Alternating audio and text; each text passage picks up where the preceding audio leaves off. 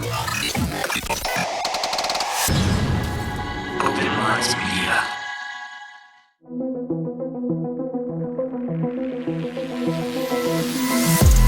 reality we live in can be a very strange place.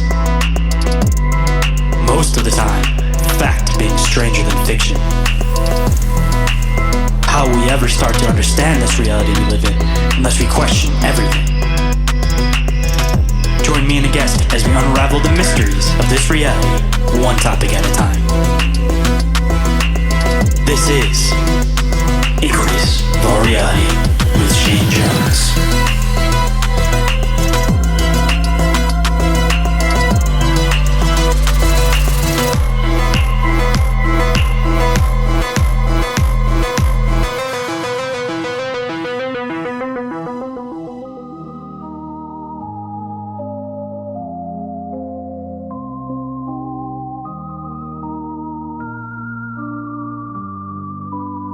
What is up, Inquirers, and welcome back to another fascinating episode of Inquiries of Our Reality.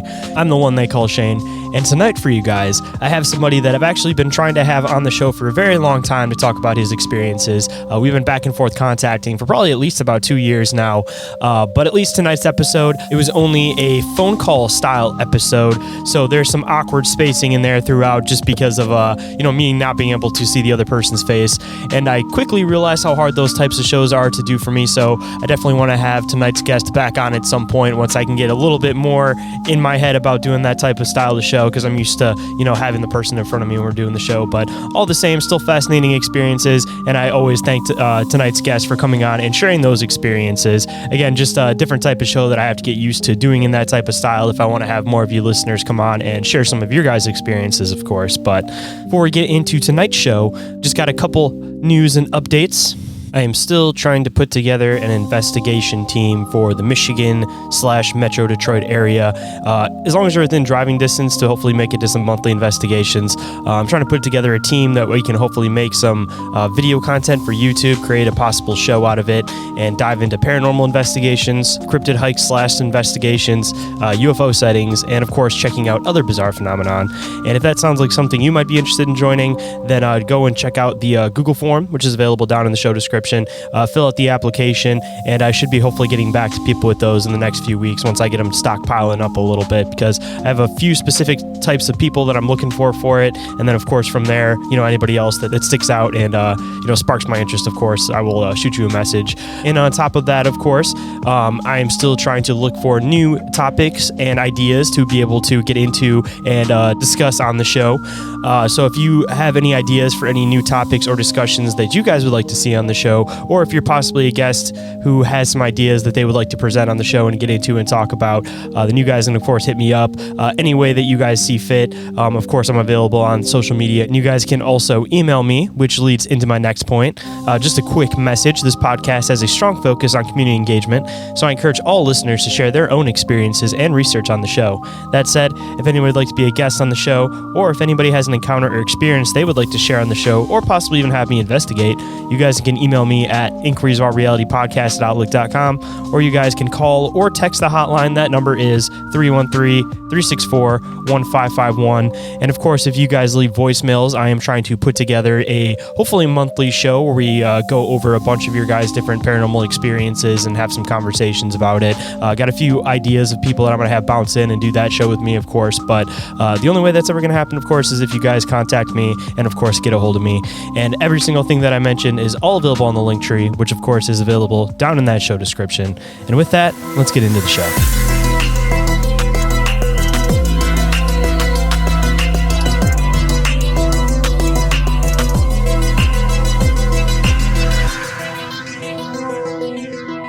Please welcome to the show, Sasquatch experiencer Patrick Giggey. How's it going today, man? Pretty good. How are you?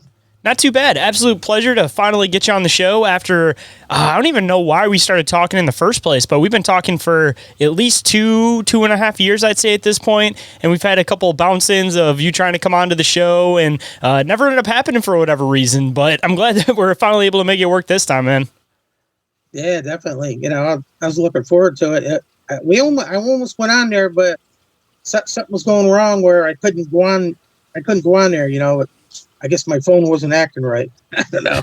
And then Kevin Australia, he had the same problem, and then they ended up rescheduling you, and then he just did a phone thing with him, phone interview. Say that was episode 222 if anybody wants to go back and check it out. But I know originally I was going to have both of you guys on at the same time. And then after I started diving into Kevin's story, I mean, that's like a full episode all on its own. So, I always kind of believe that things happen for a reason. So I think that, we'll definitely have to come back around and get you guys together. But maybe there's a reason why you guys had split episodes to at least talk about, your guys' experiences and backstory before, we're trying to fit both of you guys in within like an hour or two, Mm-hmm. Yeah, I met Kevin when I first discovered the YouTube channel, and I didn't really see him because I was communicating with the journalist that was making these videos, and plus some of these people that are in the videos I found on my Facebook, and I was talking to them and getting educated about the Sasquatch because I didn't know anything about them and I didn't know what was going on, and then later on, I seen Kevin in one of the videos, and then I sent him a friend request. But I was talking to Sue Walker before I was even talking to Kevin. But Kevin and Sue Walker connected together, and together they're being ambassadors for the Ponte that reside in an information station in the mountains of Sandia, New Mexico, and also the Sasquatch being ambassadors for them, those two nations. So at least for you, I know that you come into things at least starting with Sasquatch and then it kind of expands out a little bit from there. But where did everything kind of start for you when you first started kind of getting involved in all of this type of research and I guess even having your first experience? When I was 7 or 8 years old, my dad introduced me to the show In Search Of, and it had the narrator Leonard Nimoy on there, the guy that plays Spock. Good old Spock. Yeah. I talk about Star Trek a lot on the show, actually. And my Sasquatch friends like that show too, Star Trek, and they also like that movie Predator, especially when they cloak just like they can. Yep. The people call it Predator mode when they see a Sasquatch cloaked like that. I definitely think that's a two-sided phenomenon that I definitely think there's people seeing Sasquatch type beings that possibly have that ability. But on the other side, I definitely think a lot of this strange phenomenon links in with a lot of government secret tech. So, a lot of like the UFO abductions, I think that there's obviously a good number that are actually like these extraterrestrial beings, but I do think that there's still a portion that it's human intervention and humans doing this stuff. And at least with that specifically, I'm kind of curious if it's some type of like biosuit or active camo, and that's a combination of multiple things that there are, these beings that are able to do this. And then on the other side, there's also these, soldiers or, military members that are basically like testing these suits out in the woods to see if hunters will even notice or catch them. Oh yeah, they probably do have that technology, because Kawani Lapsaritis that gave me the initial information that the Sasquatch wanted to come out. He talked about these ETs that interact with our governments and only give our government just a limited amount of technology. That's probably where the cell phones came in, which is a good thing because we could stay. That's good for humanity to have the kind of contact, because we're doing this thing right now, It's a double-edged sword, though, because it's like you can also completely control the masses using technology, but on the other side, you can also have these conversations that start diving into the fringe. So it's a matter of how you use it, because you can dumb down the population with it, but you can also bump up the intelligence of the population using the same tools. So it's like it's a matter of how you use it. So that kind of died off, that the In Search Of thing, and then Ancient Aliens came on down the road as I got older, and I got into that. Me and my dad were watching it, and then I was working as a cleaner in the school, and we took a break and we went in the teacher's lounge. We put on TV, and lo and behold, there's a show, Finding Bigfoot. No, that put the spark back in me, and I was watching all those episodes. And then I was going on the iPad, just on Sasquatch Chronicles. You ever hear that show? Oh, yeah, of course. It's one of my favorite weekly listens. Yeah, Sasquatch Chronicles is pretty cool. And so I got into that, and then discovered Mike Patterson on there, and he's been interacting with a family of Sasquatch in Ontario, Canada, and one of the Sasquatch is called Nefertia. And you got to go on Sasquatch Ontario, folks. Whoever's listening, you go on there soon too, and listen to the audio that Nefertia does. And you can actually hear him talk. He says Mike, and he says Mike brother. He says I love you. It's pretty cool. And they even taught him to write. They wrote messages, and one of those videos, Mike said, "Oh, what about us going on the moon?" Sasquatch wrote back, "We never left." That's kind of weird, right? We never landed on the moon, the Sasquatch said. Hold on tight, everyone. Inquiries of Our Reality will be right back after this brief commercial break. But if you don't mind taking a second to follow Inquiries of Our Reality on Instagram and Facebook, and Open Minds Media on YouTube and TikTok, I'd greatly appreciate it. And feel free to spark up a conversation. I love getting to know you guys. And now back to the show. That's one of those weird ones, too, that it's like, there's so many different split versions that go on in that conspiracy that no matter what, I definitely think that there was fake lunar footage filmed for the sake of, no matter what, if we made it, we couldn't let Russia know if we didn't make it. So no matter what, there was fake footage made, and that's what everybody wants to get caught up on. But on the other side of it, it's like, you know, you get these weird calls where it's like, you know, where they were talking back and forth with like Houston and everything, and they're talking about the weird stuff that they were seeing. And then on the other side of it too, it's like, is that part of an MK Ultra operation that they were maybe messing with the astronauts' heads in the first place? Like, there's so many layers to that conspiracy that it's like you don't even quite know where to go with it. But the only thing that I've been able to dissect out of that for sure is that there was fake lunar film. There was a fake lunar film, regardless if we made it or not. Right. I wonder how they did it. It must have been out in the desert, I bet. I mean, honestly, a lot of people theorize that obviously it was Stanley Kubrick that would have been the one that did it, and he was actually using the set that he was using for 2001: A Space Odyssey. Yeah. Which, I mean, you already got the set made. I mean, at that point, you might as well take advantage of it at that. I mean, and he already had like government link-ins where actually had somebody on last night that was kind of diving into Kubrick a bit. And he was talking about how he basically credited a bunch of different military forces a couple times on different films. And they all came and basically said, you need to pull our affiliations off. Like, the guy was definitely linked in. Did Kevin ever discuss why 2012 didn't happen? No, I don't think he did, actually. Yeah, he it was on one of his shows I was watching, and the Ponte told Kevin that the reason nothing happened because the solar flash missed us by 8 hours. That's why nothing happened. And plus, I got information from Kelly, the host of the gathering. She said there was a shift in consciousness, the planet itself, and from there on up till this point, between 3D and then there's fourth density up to 5D. Right now, the Earth is ascending to the fifth dimension, and we're going to ascend with her to that dimension because people don't even know who they are, where they're going. You know, this is just our bio vessel that we're in. Your sovereign higher self is inside here. This is the holy temple that you look at in the mirror, and we're multi-dimensional beings.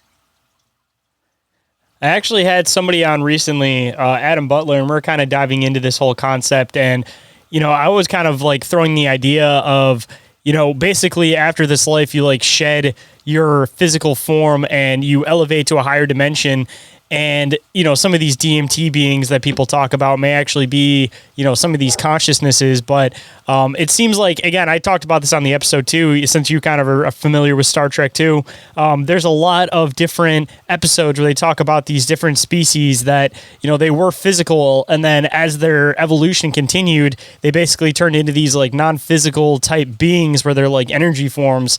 So, I mean, there's a lot of conspiracy around like Star Trek and stuff like that too. But I mean, it seems like all signs lead to this whole concept of, you know, basically ascending from the body and becoming like an energy form. Yeah, I think all this stuff we see on TV is a way of getting humanity ready for official first contact. Predictive Remember, programming. Like Buck Rogers in the 25th century. Because there is a such thing as the bird people. And they were one of the beings, first beings on this planet too. just like the Sasquatch. The Sasquatch were the first mammals here, but there's called the bird people. So you got this being on Star Trek on Buck Rogers that's called Hawk, and I'm scratching my head. So, oh my God, see this government, they know all these types of beings were here, because the Star people work with the governments, and they give knowledge and all that stuff. Right now the governments ain't in compliance with the Star people, because the Star people signed a treaty 5 decades ago, and back in the early 70s, right up till August of 2021, August 28th to 2021 is when the treaty ended. So right now you're just seeing, just a little bit here and there of disclosure with the ships and everything. But right now, like Ashtar, he's head of the Galactic Federation, and he just was talking about the drones and stuff like that you currently be hearing on the news, and that's part of the elites. The elites in this their secret societies and that, and they're the ones putting all that out there, and also a fake invasion, talk about like that, because if the dark lords, the lower lords, that the Sasquatch call them the lower lords, if they were going to come in and do something, they'd come in swiftly and do it. But they won't do that because we're under the protection of the Galactic Federation, and the dark ones, they're always trying to throw their wrench into the works and try to mess things up for us, because right now we're heading through this ascension process. Would that be like the reptilians, so to speak, that a lot of people talk about, like the energy vampires? Yeah, I got attacked by a reptilian too. I was on the airplane going to Washington, and I've seen all these beings out the window. See, I think the Sasquatch, when they hit me with their energy, like the first initial experience I had, and then they hit me with energy 2 different times when I was weed whacking at the campground I worked at. So I think they activated my DNA and stuff, gave me activations. And I didn't really start seeing them good until I met a family of 3. And they were in interventional form. And I was standing on the deck, and I looked around. I didn't see nothing. All of a sudden, I see someone walking through the tree. He was green. It was dark out too. You ever see that cartoon Space Ghost? Yeah. That's the best depiction I could tell you what I seen. When Space Ghost hit the button, he seemed to disappear, but the outline is still there. That's what they looked like. There was a male, a female, and the female was holding the infant. But that was quite an experience. So what's kind of your belief on the whole idea with Sasquatch turning into orbs, possibly like portal walking? Like one theory that I kind of stand somewhat behind, because it seems to at least make the most sense to me, is it's a matter of like, if these things have the ability to go in and out of different dimensions, you would assumably have to like compress your physical form, and maybe that's what people are seeing when they see orbs around Sasquatch or see stuff like that, like the outline. Maybe it's like their energy form starting to condense, or where it was, and it leaves some type of like imprint as it condenses itself. Well, they come in those forms of the orbs, because if they were to come in, operate in their physical form, then our fear mode would kick in. So they don't do that. They do things for you when they think what you're ready for. Because they don't encourage fear. They don't want to scare anybody, and they just want contact with you. So they do like they did that with me. But they see that I was so open to everything they were showing me, so they just hit me with everything they had. Even it was some kind of weird sound. Well, it wasn't a sound or nothing. It was like some kind of energy hit me like a bubble. It was like boom, and it hit me. That was quite an experience. It was like they dematerialized, and I experienced a lot of mental telepathy, seeing images of them. Have you actually gotten to see one of these things like firsthand, or have you been kind of hit with like the more mental image type thing? Because I mean, even Kevin, of course, having kind of a different form of contact, he talks more about them basically hitting him like through telepathy, and he never actually like saw their physical forms, even though he could like feel their energy forms. Yeah, I could feel their energy.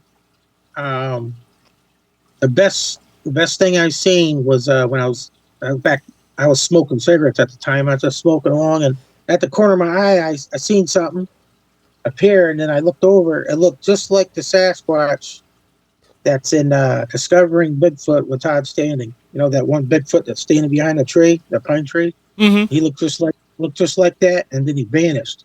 He was only there for like 2-3 seconds. He was about 6 foot tall. He wasn't too big or massive like that, but I seen some pretty big ones.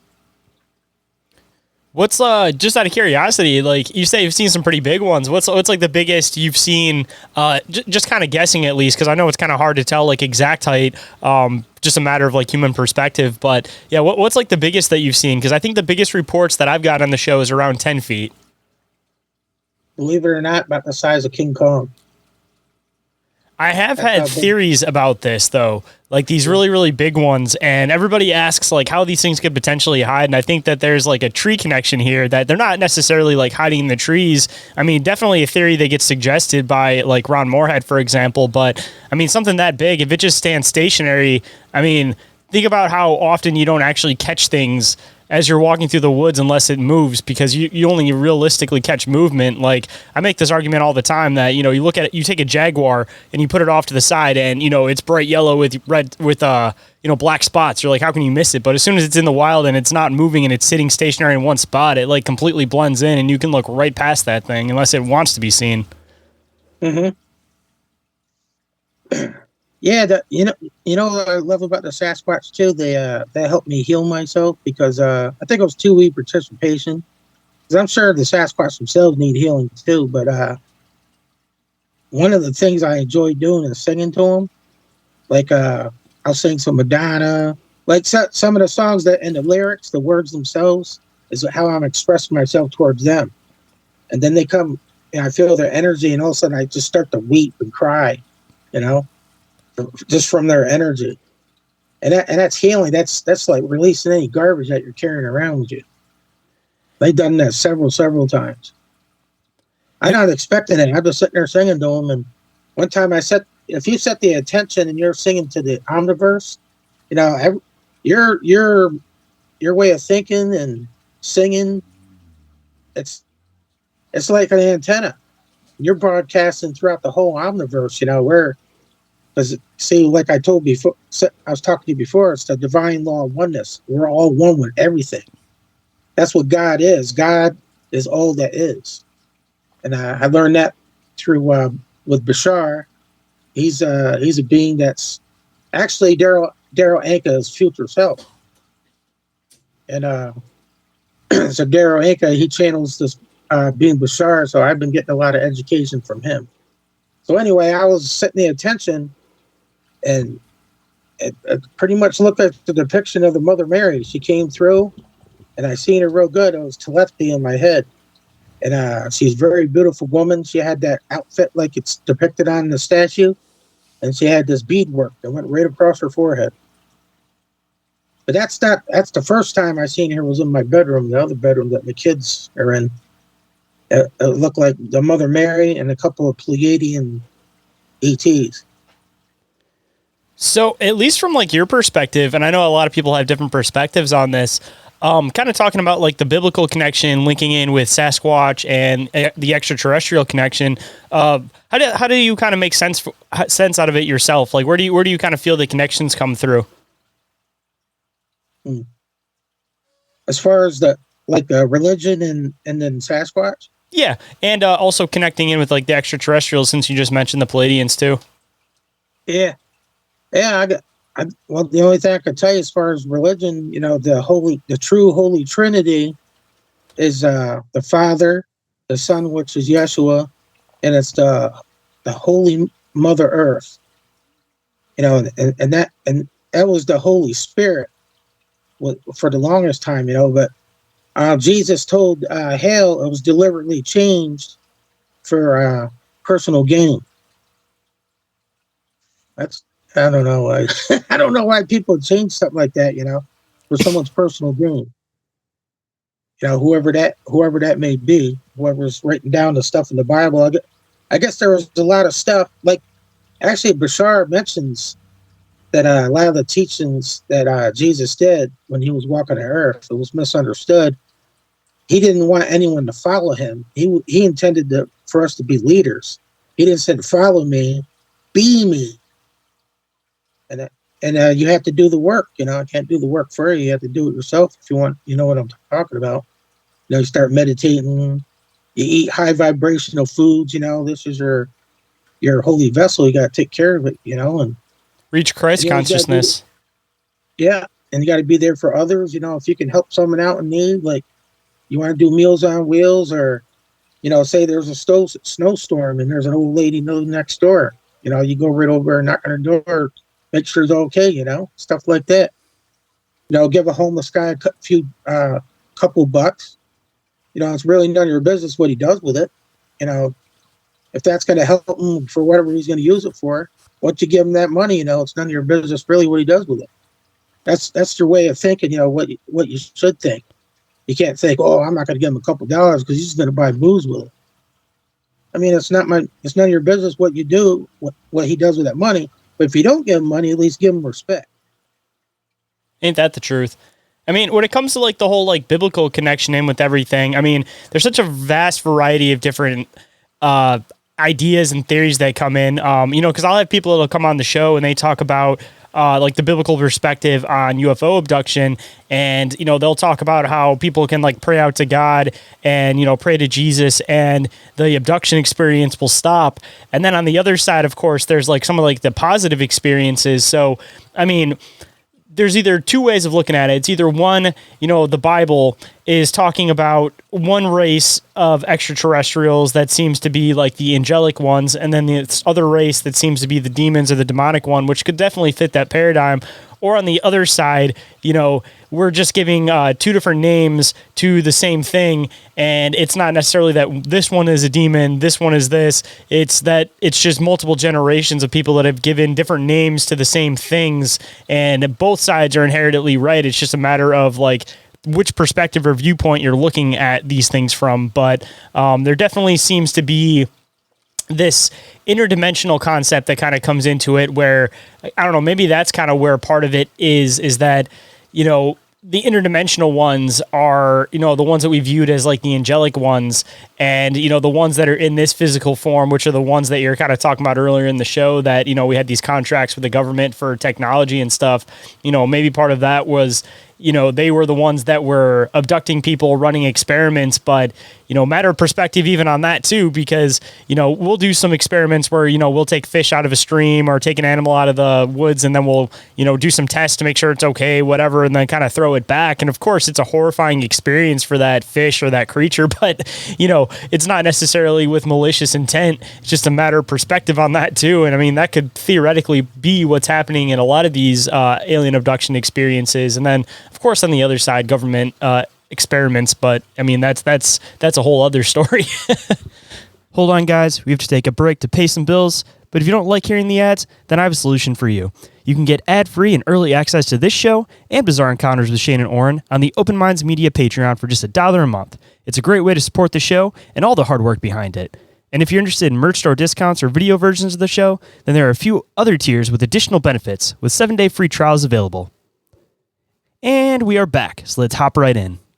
Yeah, like I've heard some stories. Like I was watching this YouTube video talk about strange, and there's some people on there. The guy has some guests on there, and some of these girls were, sexually assaulted and ended up having offspring from the Sasquatch. But I guess it was this one particular clan that doesn't want nothing to do with anybody, Maybe trying to keep the genetic bloodline pure, because I don't know, it seems like with Sasquatch, there's a lot of breeding with humans along the mix. And I feel like that's why certain groups of Sasquatch will definitely have more of like the native looking features, is because they've been doing it for like generations to keep their bloodline alive. But on the other side, I feel like there's also like the purebred ones that, have kept the genetics completely clean, where there isn't that human genetic. Yes, I did see a female Sasquatch that looked just like a Native American, telepathic once. That was pretty cool. He was beautiful too. See, because then I seen this one individual too. She didn't look like a Sasquatch at all. She just looked like a regular woman. Oh, she had long black hair. Oh, I got a really cool experience. I was in the shower, and I had my eyes closed, and I was getting the soap off me, rinsing. And I seen this blue color start coming in, and all of a sudden I seen this. I guess it was a Pleiadian woman. And she had this long blonde hair. She looked like she was someone out of Buck Rogers. She had a spandex suit on. It was blue and black. And she was walking towards me, and she was taking like her finger and like fingering like for me to come. And then she turned around, walking away, still looking at me, waving me on with her finger. Like, oh, where do you want me to go? I'm not ready to send right now. Here I am. She's doing this, and I'm in the shower. And then all of a sudden, my wife comes bursting through the door. Oh, who's in here? And I opened my eyes. I saw, oh, it's me. I got done ripping off after she left, and I closed my eyes again. Then I seen the blue come back in. And then in the distance, I seen something coming, and it looked like a Pleiadian guy. And he was wearing a similar suit, but he was on horseback. And he got up to me, and he jumped off his horse, and he had his like arms in the air, like a 90-degree angles, making fists, like he was like cheering me on. That was a pretty cool experience. Was this before or after you actually started having contact with Kevin? Because I'm kind of curious, were you having like your Sasquatch and your extraterrestrial experiences beforehand, or was it a matter of like you were having the Sasquatch experiences, and then once you kind of met up with Kevin and started connecting with his people, then you started kind of having some of the extraterrestrial experiences?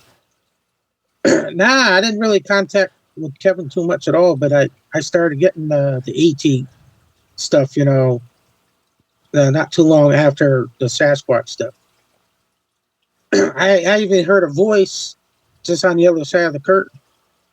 But I was out of the shower at the time, and I heard hi Patrick, right in the room with me, And then I was listening to that rock band Warren, and they were singing that song Heaven, and one verse he was saying not too far away, and it was a woman's voice. She sang it, and I was like, wow. And I was the only one in the house. There was no one else in the house. And that was right on the other side of the shower curtain. There wouldn't be anyone in the bathroom with me. So that was pretty cool. But when you start, like Hale even said that, when you're ready for it, to get something like that, they'll do that. Because they don't want, these interdimensional beings, they don't want to freak you out. No, and they seem to communicate through they seem to be completely almost made up of like vibration and frequency. And it seems to be like one of the fundamental functions on how their reality seems to function. Because I definitely think a lot of this ties in with, again, a lot of like the DMT experiences that people talk about, that, they see these beings that are basically able to like talk and create physical forms and different types of like objects, like using like their speech. And it seems to be something that kind of plays through that, all these things communicate and they create, and every single thing seems to function in their reality through vibration and frequency and their manipulation and knowledge of how to manipulate it. Well, there you go. We're talking about the vibration. One good thing you could do is through meditation. You got to get your frequency up and your vibration up, and that heals what's ailing you too. Because I feel all kinds of energy right now. It's shooting through me. But that's what you do, because the Sasquatch said we have the capacity to heal ourselves, not only ourselves in the collective, but the earth itself, just by our simple actions and our thoughts. I mean, there's even endless people who've tried to create these like domes or like spheres that basically are supposed to like harness the Earth's vibrational frequency, and in turn they create these like healing chambers with them. One of them comes to mind. I don't remember exactly what the name of it was, but it was run by the one guy who was running like the UFO cult, and he like made this like healing sphere out of like wood, and it was like in the middle of the desert somewhere.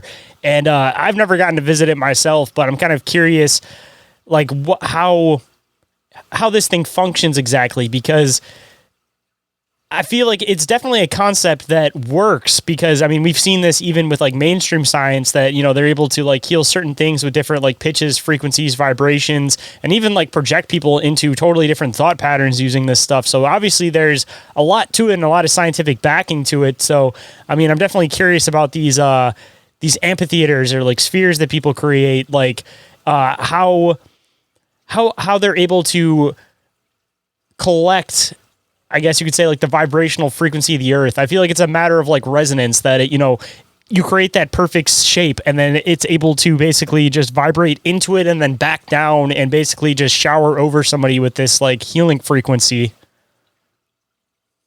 Yeah, well, a lot of people aren't even in like a high consciousness state right now. They're getting DNA activations and uploads and stuff from the sun, and they're not even conscious of that. You know, one of these, and that's what's waking some people up too. And I mean, even with waking people up too, it seems like a lot more extraterrestrial, interdimensional, whatever they might be, encounters nowadays are a lot less physical and a lot more either one in the astral realm or two connecting through telepathy. Because it seems like there was like a spike for a long time where there was like a lot of like straight up physical UFO abductions. And maybe it stopped around that time that contract ran out that you were kind of mentioning a little bit earlier. And then after that, it seems like it kind of turned more into like a different aspect of the phenomenon, like, you know, making people aware that you're here. And now it's a matter of like connecting with them. But I don't know, it seems like in recent years, there's just a significant decline of UFO abduction experiences. I mean, there's definitely still a lot around, but a lot less than there used to be, but a lot more connection through, again, like telepathy. And then ironically, a lot more sightings at the same time as far as like UFOs go. So, I mean, kind of weird how the phenomenon shifted. Yeah, lately I've been seeing a lot of spaceships. They look like stars moving in the sky. So you can clearly see, you know, it's a ship. It's not an airplane because a lot of the airplanes, they're not up that high, and usually they got blinking lights, and plus you can hear them. But for these lights I see that are moving just like stars, and they're way up there. One time I seen a whole line of them one time, and I told Sue Walker about it, and she says, "Oh yeah, she said the Ponte were in the rear too." That was pretty cool. Say, I even had an experience probably like 5 years before I started the show. And I don't even know if I've ever actually talked about this on the show, maybe like once or twice, but I was in a Meijer's parking lot. And for anybody that's not familiar with what that is, it's just like a Michigan grocery store. And I look off into the sky and my girlfriend's looking at this too. And there's probably like, I don't know, maybe like 5 to 7 of these like red lights, and they're all just kind of sitting in like a formation, and then they start kind of scattering out, going in a bunch of different directions, and then they all came together, and then they all just shot off into the sky in different directions. And it was one of those things that I kind of just like put on the back burner of my mind for a while and didn't really put too much thought into it. And later on, when I started actually diving into this stuff, I'm like, wow, I feel like I actually saw like a pretty solid UFO experience. And then ironically, I was talking about this for like 2 seconds at work, maybe like a year ago. And there was another guy at my work that kind of weirdly confirmed it for me, where he was like, wait, where were you at? How long ago was this? And I told him like where the parking lot was, like how long ago it was. And he was like, yeah, man, I was at my mom's house and I saw that same exact thing. And I just didn't really put much thought into it because I didn't really know what to do with it. But he's like, you've just confirmed it for me. And I'm like, weird, man. You just confirmed it for me too. Yeah, that's really cool. And that burns right into your brain, right? You'll never forget that, huh?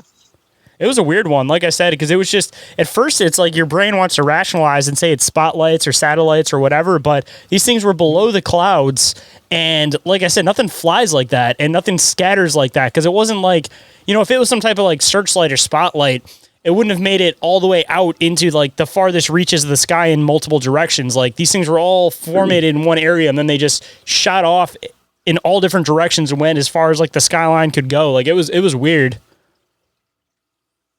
Yeah, well, back in 1994, that's that craft I was telling you about, and this is like 2 weeks in to dating this girl that, you know, I'm married to now, but we're separated now. But we were playing cards up at her dad's uncle's place, so I left there around 11 o'clock, maybe a little after 11, and I got down to the stop sign where I seen the craft. I was about to make the right. And I looked at my watch. It said it was 11:30. I just happened to look up, and there comes this craft, and it was right over the treetops. And I was driving a Toyota pickup truck. I jumped out of my truck, and here I am looking at this. It's about 50 feet in diameter, about 50, 60 feet. And it was really dark on the bottom, too. And it just had round lights around the whole edge of it. And it was moving really slow, no noise at all. And there was cars going, zipping by right on the highway, and it went right over that highway. You know, those people had seen it. And it was heading in a direction towards Matamoros, Pennsylvania. That's the direction it went. And I didn't know anything about telepathy or anything like that, but I did say in my head, where are you going? Because I'd like to have contact, you know? So I was really into it. Don't go anywhere, guys. We'll be right back. But just a quick reminder, if you'd like to rock some gear for one of your favorite podcasts, creatures, or topics, hop on over to the Open Minds Media store on Etsy and Printify for a wide range of designs with new drops regularly. The most recent design available is the SQUATCH Country Fear and Loathing parody design, with Sasquatch as Hunter S. Thompson and Mothman as Dr. Gonzo, with artwork by Chris Holm of the Conspire Theory podcast. Welcome back to the show. Now let's dive right in. But I didn't know. I found out I'm a starseed too. You know, when I first jumped into all this and went down a rabbit hole, that's my soul. Just for kind of laying the groundwork for anybody that may not be familiar with what that is, just why don't you kind of give them like a quick run over so they don't have to stop the show and look it up. Right, that's just a soul group, starseeds, and that's your origin, your soul is an ET. And just went inside your vessel, you know, when you were born. And you have past lives too. Incarnated in past lives. Like this guy that I know, his name's Mike. And he through meditation, he discovered that he was King Arthur in a past life. I know this woman that's a Reiki master. She's also a Sudden master. And she had several avatars as like Mary Magdalene. She was Eve, like Adam and Eve. Jesus was Adam, and Eve was Mary Magdalene. They're just different avatars, you know. So there's different lifetimes. So right now she's a shaman, certified minister, and a Reiki master, and ascended master in the life of Jamie Barrington, her name is. And she's been doing a lot of work on people, and she works on their chakras. And she's got the ability to leave her body and go right to your location and do light work on you. It's pretty amazing. All you do is you lay right in the bed with your eyes closed, and she does all this work on you. She must have been working on my third eye chakra, because that opened right up. Because I seen a Sasquatch as clear as day in my mind, right in my bedroom. When I experience a lot of mental telepathy, it looks more animated, but this was like clear, like you were looking at someone in the room. There's different soul groups. There's Earth seeds, Star seeds, Lemurians, and Atlanteans. There's 4 groups here on the planet. I'd like to kind of dive into these a little bit, because everybody has like their different theories on Atlantis. Some people like question if it was even a thing that existed, if it was some type of like advanced society that, you know, kind of they created this like folklore around it because there was like these advanced beings. So they kind of just try to create a place that these things were coming from. But at least like from your perspective and the stuff that you've researched, like how would you explain some of these races, specifically the Atlanteans? Yeah, they were advanced, but I think I don't think they perished in the drown. You know, their land must have got swallowed up, but I'm sure they headed underground. Like every time there's a reset, when there's a flood on the planet, you know, like the Sasquatch, they go underground too. I mean, it seems like that's going to be the 2 options. Either one, you have to take off for the sky or go underground. And I mean, assumably with all these different advanced cultures, there was probably like the elites, so to speak, of the culture. And then there was like the average person. And, you know, all the average people are probably the ones that went underground, and the elites of their race were probably the ones that took off planet, or, you know, into another physical dimension, whatever you might imagine that it is. But, yeah, I definitely think that there was like a split And if anything like that happened nowadays, like honestly, probably the same thing would happen. I'm sure all the elites have like their backup plans and escape plans. Oh yeah, there was a split too, you know, and because when what that says with the Sasquatch coming to it's a reunion, you know, because we used to live amongst them and they didn't want to leave us, but we just lost our way, you know, and our spiritual side, all our powers that we had, we just turned towards technology. And but there are some of us that stayed with the Sasquatch, you know, and I see them telepathy also. They look just like us. They're just like we are part of the tribe. I mean, that's kind of how I had Tom Seawood, who's like who's a native, who, you know, kind of talks about the native perspective of Sasquatch. And, you know, a lot of people are like, they discuss the whole like intelligence thing and how we split and all this kind of stuff. And basically he was saying like, they're like the alpha human. They're like the better variation. We're like the bastard cousin, you know, like they're the ones that are more intelligent than we are because they know how to work the land. They know how to like survive. And, you know, I used to make this argument all the time, and he was kind of saying it too. You know, we base intelligence off of like, you know, being able to read, write, develop technology. But, you know, there's no need for that if you're surviving and you're able to like shift dimensions and use telepathy and do all this kind of stuff. Like you develop in a totally different way, and the intelligence is, if not more advanced, you know, just a different perspective of looking at it. Mm-hmm. Yeah, well, we can get back to Bashar. When going through Daryl Anka, he said there was a race that introduced their genes and DNA to the hominids that were on Earth at the time, which were the Sasquatch, but they didn't introduce their genes to all the Sasquatch. So that they're evolving alongside us today. But the Anunnaki, if they never did what they did, we'd all be Sasquatch today. See, and this is kind of what we were talking about a little bit earlier about these different races. I mean, I definitely think that it's up for debate, and it definitely has a valid argument behind it, that the Anunnaki and the angels were the same thing, and they were the ones that were like manipulating our genetic code. And then there's just a lot of like clusters within these ancient stories that there's all these connections, but at the same time, there's like little different variations. And I keep saying it, man, like all these people that are writing all this stuff, it's a matter of like their perspective writing it. So it doesn't necessarily mean that it's correct all the way down to a T. And you kind of have to look at all of these ancient stories and look for the connecting pieces and kind of, you know, take the rest of it with like a grain of salt on the in-between and try to basically like piece everything together from, all right, this is something that happened through all of these different stories.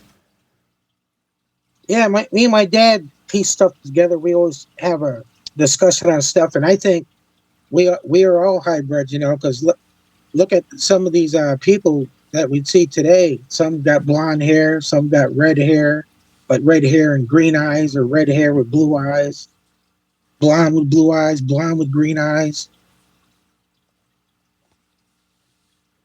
Yeah, there was some type of like genetic altering that was happening at some point. And I mean, you know, some people definitely bring up like the evolution argument that, you know, people basically like developed how they did based on the region they were in and what they kind of needed for that specific region. But I mean, there's still diversity within those regions that, you know, different colored eyes and everything too. I mean, I definitely think that there's mixed genetics, no matter which way you look at it, that ended up forming like the modern day human. And I feel like if there wasn't some type of genetic tampering at some point, that we wouldn't be what we are now. And whether you want to look at that from like a spiritual standpoint or more of like a physical, there was something coming here and altering the genetic standpoint. I mean, I definitely think that there's a lot of validity to it, that, you know, we didn't just develop how we did without some type of alteration or tampering to the genetics. And I mean, even diving into these ancient cultures, like, you know, they have all these like intricately designed DNA strains and all this stuff that they would have had no understanding of or way to even view at that time. Like there's something to it, you know, like there's all these clues that are just scattered and hidden throughout everything. Like I was kind of mentioning with like all of these different stories of the past. Yeah. So, yeah. Some of I'm going to bring it up, you know, some of the humor that the Sasquatch does, they'll pass gas. they crop dust it. They only did it, I think, maybe three or four times. They did it twice in the car. I mean, I say this all the time. These things got to have a means to entertain themselves. And half the time when people are hearing like the car doors out in the woods or all the random sounds, I feel like it's them basically just trying to like entertain themselves and see if they can troll you essentially. Because, you know, if we have the ability, we think it's funny to mess with people, assumably these things are going to have the same thing where they're going to think it's funny to mess with stuff too. Yeah. You ever hear the stories? Well, sometimes, every once in a while, sometimes I'll get a headache. So, but at the time I'm telepathing to him, I'm talking to him, and sometimes I'll get a headache. So I don't know, maybe they're trying to, you know, I don't know what they're doing to give me a headache. But I heard, like, sometimes if they do the mind speak to you, this one guy, he said he gets a massive headache. It follows a massive headache when he telepaths and gets information from this one Sasquatch named Samson. I mean, assumably when you're doing that, there's probably, be it the pineal gland, that doesn't necessarily get activated all the time. So I wonder if it's a matter of like, it's almost like you using a muscle that you never use. Of course, it's going to be sore when you use it. So, I mean, I wonder if that's why people get a headache, is because it's like they never use their pineal gland. And when it gets activated or used, it's like, you know, stretching a muscle that you never use. Mm-hmm. Yeah. So back to the headache thing. Did you ever hear a lot of people experience that encounters with the Sasquatch, but they also got a massive headache? I mean, even with the infrasound stuff too, it's like some people get blasted by it hard where like they'll have a pounding headache for like hours, and other people it'll be like I feel a little bit off, and then they can just keep chugging along. And it seems like ironically a lot of those people are a lot more what's the word I'm looking for?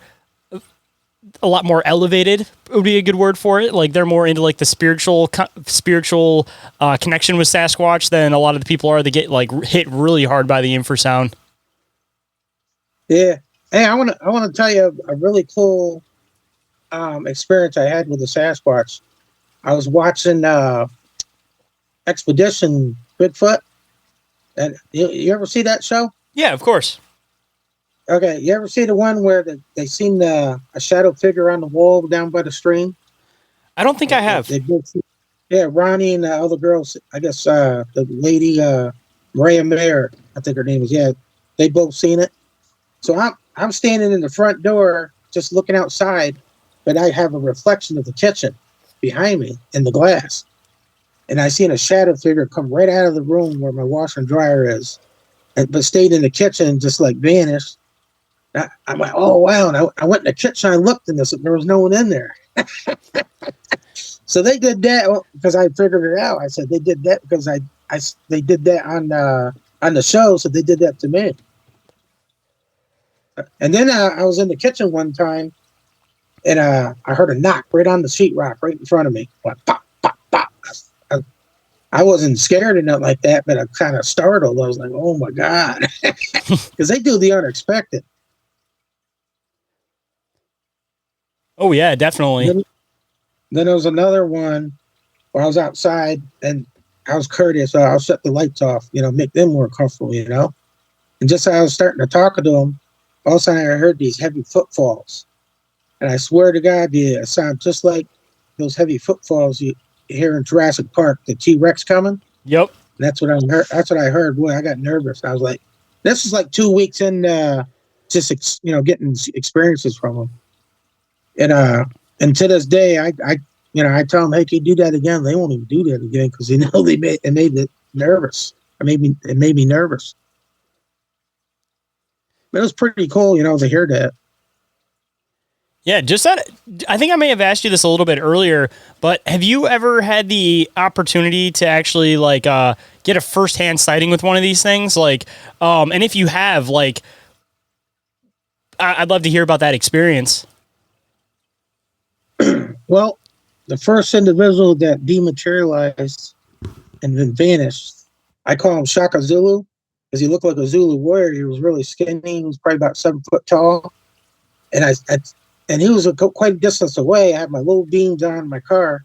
I see he had like a white face. And he had some really bushy, kinky hair, kind of like Tina Turner. That's the way I could describe it. And he had a tail. So one time I was laying in bed, and I got all this mental telepathy coming that the Sasquatch like were coming towards me, and then it'll pass me, go past my head, and and then I said to myself, I said, Shaka Zulu.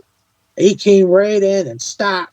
And I could see his face clear as day. It looked just like a human, and he had been really ancient because he had some really, his wrinkles looked like tree bark. That's what it looked like, and he was very pale, and he had these red, glowing, piercing eyes. I mean, that's got to be part of the camouflage too, is having their skin like that. Because, I mean, again, I made this argument a little bit earlier. Like, you have something that's like brown, covered in hair, and maybe even has some like leaves and stuff like that in its hair, and that thing stands next to a tree. The average person, unless it moves, like, you're not even going to see it, and you're going to walk right past this thing, and it could be like 2 feet off the trail from you. Years ago, I heard someone talk about experience that they seen a being just look like Shaka Zulu. You might have heard about it too. The guy said that he looked just like the devil. He said it really wasn't. It was just an interdimensional being. And if someone sees something like that, and they don't even know what they're looking at, of course they're going to say, "Oh, that's the devil." I mean, it seems like with a lack of understanding, everybody likes to slap the term demon or devil on everything. Yeah, right. But at least from like my perspective, they talk about like demons being disembodied beings. So, Sasquatch definitely has a physical aspect to it. So at least just from like that logic, I know a lot of people like to view Sasquatch as possibly Nephilim, which would definitely make sense because then they're starting to breed with the sons of man. But I don't think these Sasquatch beings could be outright demons, considering that they're supposed to be disembodied beings. Like, just off of that logic, like, people that try to make that argument, it doesn't really make sense unless you kind of bring in the Nephilim connection to it. Yeah, so there's some books that came out too as well, and Kwani Lapteritis and Kelly Lapteritis were part of publishing the book, and the author of the book is Sunbow. It's called Sasquatch Message to Humanity with Conversations with Elder Camus. Camus is the oldest Sasquatch on the planet. He's 10,000 years old or more, and he's the ambassador of his people. And I heard too, Hale, the journalist that makes those films, he said that Sunbow had the knowledge uploaded into his mind to write those books. There's like book 1, 2, and 3, and I believe there's a 4th book there too. You can find them on Amazon. I believe you can get 1, 2, and 3 for $40. Last time I seen it on Amazon. And book 1, I got book 1, and he talks about the bird people, the lizard people, the fish people, which are mermaids. They're real too. And then it goes in really in depth with book 2. Book 3 has 10 authors in it, and each individual is an ambassador for that particular Sasquatch. So that's 10 different Sasquatch that has a message to humanity in that book through the ambassador. I'll have to check those out. Yeah, I would say I don't think I've ever actually heard of those books before, but I definitely dive into the whole aquatic being concept. Yeah. Hold that thought. We'll be right back. But before we get into this break, if you might be interested in joining a growing community of like-minded individuals, then pop on over to the Open Minds Media Telegram, a place to discuss high strangeness, conspiracies, and anything else on your mind. Bizarre and open-minded individuals always welcome. Link to join available down in the show description. And we are back, so let's get back to it. There's another book, too, that Kwani Lapteritis wrote. It's called The Psychic Sasquatch and the UFO Connection. And that's based on some interviews he's done with people.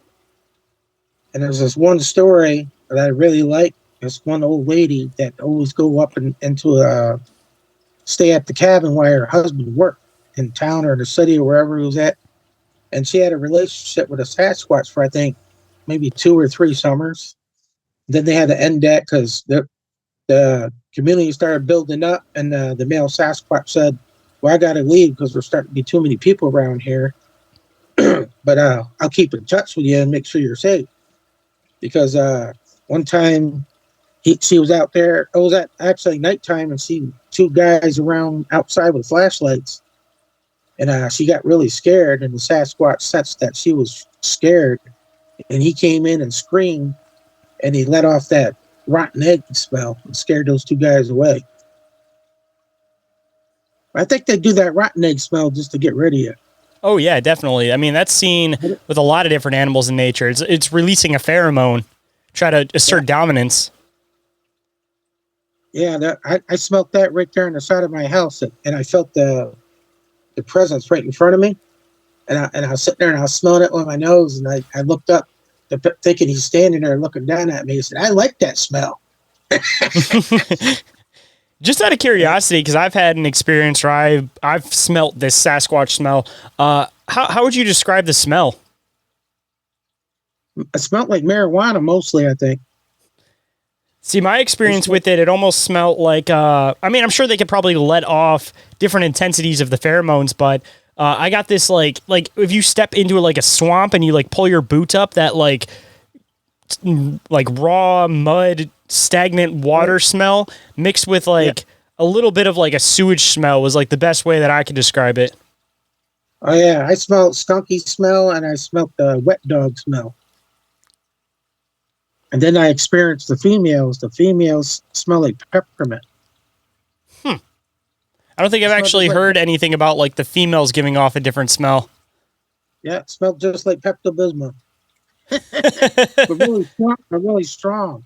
It was a sweet aroma. They put it on my left hand, and I'm smelling that. So, that smells good. They did that, intentionally. They put that right on my arm, the back of my left hand. Trying to mark you. Yeah, so you're mine now. Yeah. But I kept it a secret for a whole month. I didn't tell nobody, and I finally, after I seen the family of 3, I decided to tell my wife, and I thought she'd probably think it's cool, but boy, was I wrong. She didn't believe me at all, and she thought I lost my mind and everything else. Does your wife kind of dive into this stuff now? Like, does she believe you after having seen anything or heard anything, or is she still on the side that she doesn't believe in any of this? No, she don't believe in that at all. It's always difficult, man, to talk about this kind of stuff because, like, at least my girlfriend will entertain the idea. Like, I can't imagine, like, being somebody that experiences this stuff regularly and your significant other is just like, nope. One thing she probably didn't like. The thing is, though, she knew I was into it, but I just took it to a different level, because we had a silhouette out there, a Sasquatch silhouette screwed to the tree, and that's something that her dad gave us. He bought a silhouette at a yard sale, and then he took a piece of plywood, traced one out he bought and cut that out and painted that and gave that to us. So that's the level where I was at. I was just a believer until I seen that video, and I decided to go on a journey. Went up to this area where I know there's Sasquatch because this local waitress said to us that she had 2 sightings in that area in Paris, New York. I don't know exactly where she lived, but I went to the state land. It's called Happy Valley. And that's where I got my experience. As soon as I got out of the car, I heard a wolf howl just feet away. There was nothing there, so I knew what it was. And I was thinking to myself, wow, I just got here. Then I walked in the woods and I found one of them classic tree breaks. It was a maple. I had the shoots coming out of it with the green leaves on it. It was a fresh break, and it was probably about 10 feet off the ground, right up where it was broken. And I was like, "Oh wow, this is cool! You got to be kidding me! Is this what I think it is?" And all of a sudden, I got hit with all this energy, and I was high as a kite, and I was like that all day until I went to bed. I felt pretty good. So, kind of starting to wrap up a little bit towards the end. I always like to do words of wisdom from the guests to the listeners. So, if there's any words of wisdom you could bestow on the listeners, what might it be? Well, I'll tell you, if you want to connect with the Sasquatch, I'll tell you the same thing Sunbo told me. And so you speak directly to him. If you're out in the woods and during the day, and you can introduce yourself, just be yourself, introduce yourself. My name's blah, blah, blah. You can tell a story about your childhood, whatever comes to mind, what you want to talk to them about. You might get a tree knock. You might feel their energy, But if you want that connection with them, it's easier for them if you don't have that fear towards them, to connect with you, because they don't encourage fear. So if you're fearful of them, they They'll probably take it easy. You know, you got to be patient with them, though. That's what Sumbo said. He said you got to be patient. So I've heard almost everybody mention the fact that, like, you can't show fear. So, I mean, I definitely agree with it because I think it's a matter of, you know, if they are going to show themselves, they have to be comfortable with you just as much. And if they can sense that fear or that you are uncomfortable, then they're not going to present themselves. Yeah, I'm feeling their energy right now. They're saying I did a good job today. Stay tuned, guys. This is our last break. But if you guys enjoy the show and think I deserve it, please leave a review or rating for the show on iTunes or Spotify. Your continued support is what makes this show possible, and your opinions go a long way to help the show grow and improve. So thank you. Now back with that deep conversation you crave. And if anybody wanted to contact you, possibly share some of their experiences, or even, you know, get some advice on possibly how to end up connecting with Sasquatch, how would people get in contact with you? I'm right on Facebook. My profile picture is with me and my two daughters. We're up on this mountain up in the Adirondacks, and there's snow on the ground. So I got a different couple of other accounts on Facebook, but I don't use them because I don't have access to it. Or you can reach me at Patrick Giggey 1111 at gmail.com. Well, man, I really appreciate you making the time to come on today. I'm glad that we were finally able to make this happen. And considering how many experiences, man, you have, we'll definitely have to dive into it another time and do a part 2 to this one. Yeah, that'd be awesome. And maybe we can get Kevin on with me, and I hope we made a difference in someone's life today. Oh, yeah. I mean, honestly, just being open about stories, experiences, I mean, it opens the doorway for somebody else to actually feel comfortable talking about their experiences, especially if they've had something similar. So, I mean, just being open about this stuff, man, it makes a bigger difference and a bigger impact than people realize. Yeah, and start meditating, too. That opens a lot of doors for you as well. And and I didn't even talk about my dragon. I do have a dragon. His name's Arook. A dragon? Yeah. Yeah, I did a workshop with this girl in the UK, and it was all unexpected. You know, she felt she was called to do this for him. She normally doesn't like to talk to guys and stuff like that, but she felt called to do it. And so yeah, I can close my eyes and call upon him, and I get this vision of these mountains, and it looks like the sun going down.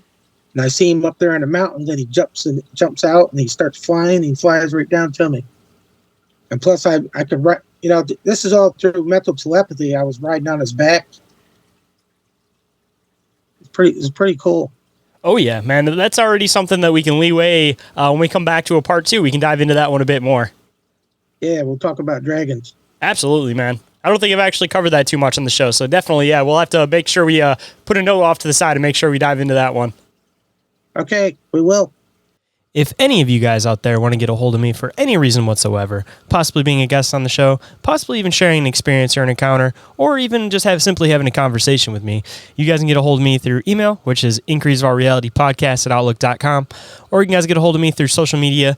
Instagram and Facebook are the ones I'm the most active on, or you guys can contact me through the submission form, which is available on the link tree, and that one will go directly to my email, or you guys can also call in or text the hotline, and that number is 313-364-1551. And if you guys have some free time, don't forget to go and check out the awesome friends of the show, I Know Squatch, Snarly Owl Natural Products, Cryptotheology, and Big Ape Threads, and our friends with affiliate links, Dimension Devices, Oregon-ite, and Sticker Mule, with additional discounts and credits available. More information on those are available, of course, down in the show description, and every single thing that I mentioned throughout the show is all available on the link tree, which is available down in the show description. And I hope you guys enjoyed the conversation. I hope today's shows connect to some dots in your own reality, and I'll catch you on the next one. Have a good night, everybody. Reality isn't what it seems. I'm Dr. D's taking aboard a craft with a tractor beam. Is life a simulation or an astral dream? Aliens travel through black holes in different galaxies. Life is a bizarre odyssey with a mic talking about philosophy. Well, Bigfoot is stalking campers as a Wendigo walks through the woods of sharpened antlers, using a Ouija board to talk to the dead like a necromancer. There's so many questions and not enough answers. So if you're interested in mysteries and abnormalities, tune in and listen to Inquiries of Our Reality. So if you're interested